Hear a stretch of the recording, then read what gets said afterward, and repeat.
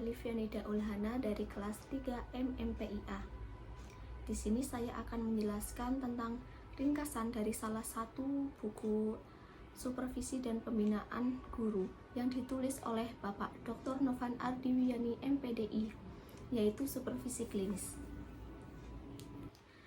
Supervisi klinis awalnya berkembang di dunia kesehatan dan di dunia keperawatan. Kemudian, pendekatan ini dianggap efektif karena berfokus pada perbaikan kinerja secara langsung dan berkelanjutan. Kemudian, di dunia pendidikan, supervisi klinis ini digunakan sebagai upaya kepala sekolah dalam membantu guru dalam mengatasi permasalahan pembelajaran, dan kepala sekolah ini sebagai pembimbing profesional. Pembahasan ini penting karena berkaitan langsung dengan peran kepala sekolah dalam membina guru dan meningkatkan kualitas pembelajaran. Supervisi klinis menekankan pada pengembangan kemampuan guru menggunakan pendekatan diagnostik dan bersifat kolaboratif. Tujuannya adalah untuk membantu guru berkembang secara profesional dan untuk meningkatkan kualitas mengajar guru yang nantinya akan meningkatkan hasil belajar siswa. Manfaat supervisi klinis adalah untuk meningkatkan efektivitas pembelajaran, untuk meningkatkan motivasi dan inovasi guru. Yang ketiga, untuk meningkatkan kemampuan pedagogi guru. Dan yang terakhir adalah untuk meningkatkan pembelajaran agar lebih kondusif dan efektif.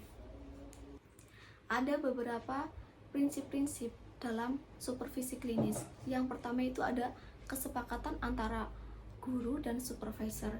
Jadi nanti dibahas kapan akan dilakukannya supervisi, di mana akan dilakukannya supervisi, dan aspek apa saja yang akan diuji ketika observasi nanti. Kemudian perbaikan itu diuji melalui hipotesis dari hasil observasi yang sudah dilakukan. Ketika sudah dilakukan, nanti bisa ditolak ataupun diterima.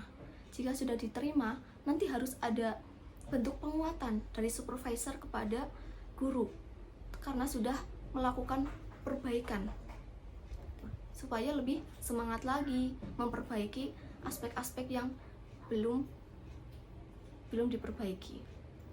Kemudian supervisi klinis ini harus dilakukan dalam suasana kerjasama, saling percaya, terbuka, dan berkelanjutan.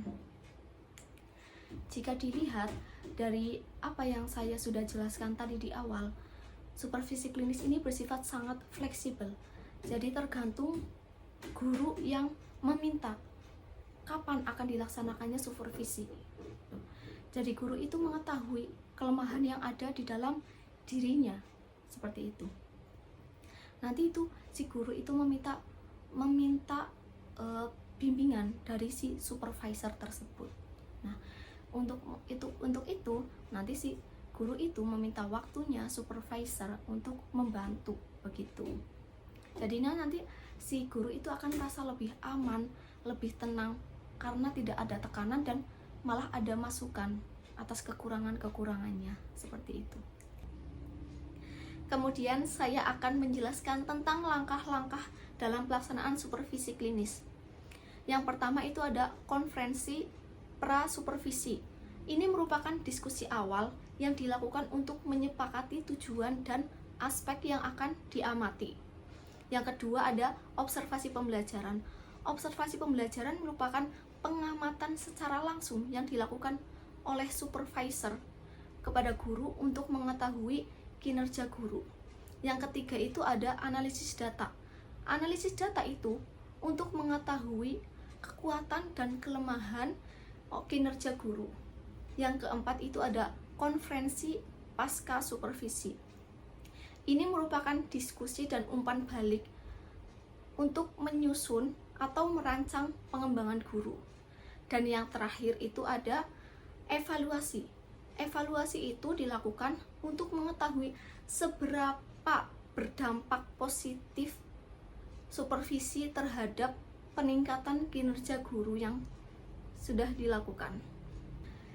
Jadi kesimpulan dari materi yang sudah saya jelaskan adalah supervisi klinis merupakan pendekatan pembinaan guru yang berfokus pada perbaikan secara langsung untuk meningkatkan profesionalisme guru. Dan di sini kepala sekolah berperan sebagai pembimbing profesional untuk membantu guru ketika mengalami kesulitan-kesulitan dalam proses pembelajaran. Dan supervisi klinis ini bersifat sangat terbuka, dengan prinsip itu saling percaya dan saling bekerja sama. Review buku dari saya, buku ini sudah sangat komplit, sangat mudah dipahami, dan sangat relate dengan keadaan di sekolah, sehingga buku ini bisa dipakai oleh para guru-guru yang mengalami kesulitan. Kemudian buku ini juga menjelaskan bukan hanya tentang supervisi klinis. Buku ini membahas tentang banyak supervisi. Contoh supervisi digital yang mungkin di buku-buku lain belum ada, di sini sudah ada karena menyesuaikan dengan era di zaman sekarang. Jadi bisa membantu kalian dalam mengatasi permasalahan. Baik, cukup dari saya. Terima kasih. Wassalamualaikum warahmatullahi wabarakatuh.